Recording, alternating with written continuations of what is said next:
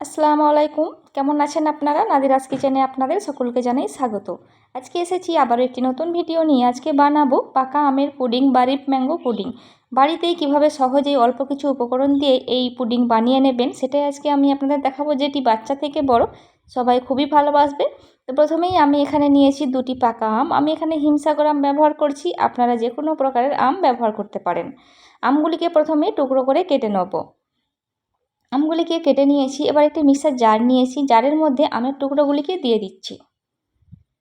দেখুন আমের টুকরোগুলিকে দিয়ে দিয়েছি। এবার দিয়ে দিচ্ছি অল্প একটু জল, দিয়ে এটিকে একটি পেস্ট বানিয়ে নিতে হবে। দেখুন আমটিকে পেস্ট বানিয়ে নিয়েছি। এবার এটিকে কড়াইয়ের মধ্যে দিয়ে দিচ্ছি। কড়াইয়ের মধ্যে দিয়ে দিচ্ছি 1/4 কাপ জল, 1/4 কাপ চিনি দিয়ে দিচ্ছি, 1 চা চামচ আগার আগার পাউডার দিয়ে দিচ্ছি। দিয়ে খুব ভালো করে এটিকে মিশিয়ে নিতে হবে। খুব ভালো করে মিশিয়ে নিয়েছি। এবার এটিকে গ্যাসের ওপরে বসিয়ে দিচ্ছি। 2 থেকে 3 মিনিট একটু জাল করে নেব, অবশ্যই মিডিয়াম হিটে, তার বেশি করার দরকার নেই। দিয়ে এটিকে একটি জেলি বানিয়ে নিতে হবে।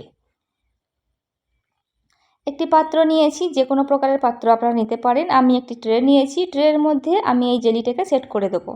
দিয়ে খুব ভালোভাবে সমান করে দিচ্ছি। তারপর নর্মাল ফ্রিজে রাখছি 15 মিনিটের জন্য।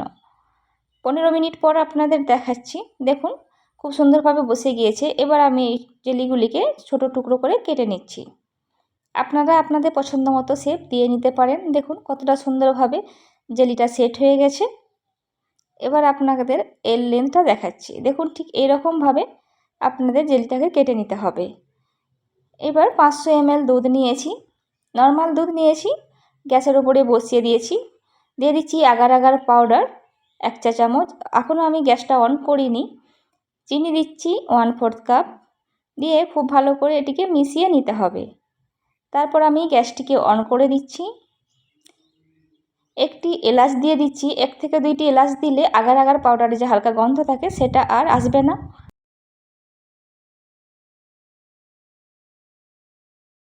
খুব ভালো করে এটি মিশিয়ে দিচ্ছি।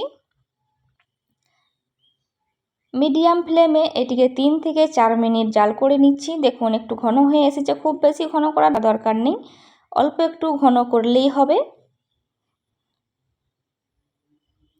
দিয়ে একটি পাত্র নিয়ে নিচ্ছি। আমি একটি কেক টিন নিয়েছি, আপনারা যে কোনো পাত্র ব্যবহার করতে পারেন। কেক টিনের মধ্যে জেলিগুলিকে দিয়ে দিচ্ছি। এই কাজটি একটু ফাস্ট করতে হবে, না হলে কিন্তু দুধ জমে যেতে পারে। দিয়ে ওপর থেকে এই দুধটিকে দিয়ে দিচ্ছি। একটু দেখতে ভালো লাগার জন্য অল্প একটু ফুড কালার ব্যবহার করছি, আপনারা চাইলে নাও করতে পারেন। এবার এটিকে আমি নর্মাল ফ্রিজে রাখছি 1 ঘন্টার জন্য। 1 ঘন্টা পর আপনাদের দেখাচ্ছি। দেখুন 1 ঘন্টা পর আমি এটি বের করে নিয়ে এসেছি। এবার সাইড থেকে একটু করে ছাড়িয়ে নিতে হবে। ছুরি বা স্প্যাচুলা দিয়ে আপনারা এইভাবে এই কাজটি করে নিতে পারেন। এরপর একটি প্লেট নিয়েছি, প্লেটটাকে ওপর থেকে দিয়ে এইভাবে উল্টে দিতে হবে। দেখুন খুব সুন্দরভাবে ছেড়ে চলে আসছে। এবার আপনাদের আমি কেটে দেখাচ্ছি।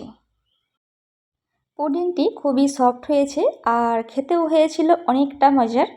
তো দেখুন কতটা লোভনীয় লাগছে দেখতে। আমার তো খুবই ভালো লেগেছে। আপনাদের কেমন লেগেছে আমাকে অবশ্যই কমেন্ট করে জানাবেন। আমার রেসিপি যদি আপনাদের ভালো লেগে থাকে অবশ্যই একটি লাইক দেবেন। আমার চ্যানেলটি সাবস্ক্রাইব করে পাশে থাকার অনুরোধ রইল। অবশ্যই আরও নিত্য নতুন ভিডিও পেতে আমাকে কমেন্ট করে জানাবেন। আমি অবশ্যই আপনাদের বানিয়ে দেখাবো। আপনারা কে কোথা থেকে আমার ভিডিও দেখছেন আমাকে কমেন্ট করে জানাবেন, এতে করে আমাদের খুবই ভালো লাগবে। এবার আপনাদের দাদা এটিকে টেস্ট করবে আর তারপর আপনাদের জানাবে কেমন লেগেছে তার। তো সেইটাই আপনাদেরকে আমি শোনাবো। শুনুন তাহলে।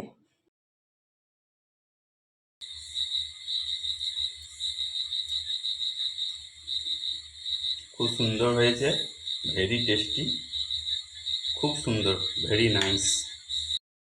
অবশ্যই আপনারা ভালো থাকবেন, আমাদের দোয়া করবেন, অবশ্যই আমার ভিডিওগুলি দেখবেন। খোদা হাফেজ।